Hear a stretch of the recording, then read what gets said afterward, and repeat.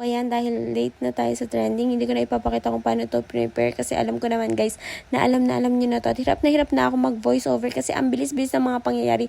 Ayan, tingnan nyo, kumukulo na agad. Ayan, sa sobrang bilis ng mga pangyayari, tinitikman na ni Camille J ang una nating gawa na palpak. And then, dahil palpak, nag-second try tayo ulit, nagpakulo tayo ulit. Same lang din, nagpakulo tayo ng sugar and water. And then, ayan, nagko-coating na po si Camille J kasi kumukulo na siya. And then, ilulublub niya yan maya-maya sa tubig and water. So, binibilisan ko yung pag-voice over. Kasi akala ko ang dali-dali lang nito. Ang hirap-hirap naman pala mag-voice over. Kaya, imbis na ice at water ang sabihin ko, ang nasabi ko ay tubig at water.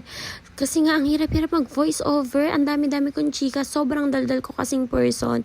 So, ayan, after this one, yung kapalpakan, hindi na namin na video kasi nga, nagpanik na kami, dalawa ni Camille. So, tinigilan ko ng pagbibideo at tinulungan ko na lang siya.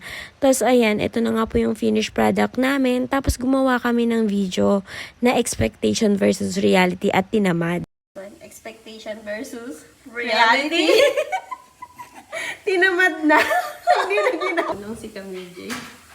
Namukuha na lang natin natin. Ito tama lang. Hindi dumidikit sa ipin. Hindi. Hindi naman. Wala tong sugar. Okay, yung isa. Ito. Ito, tingnan natin. Dapat malapit kami din.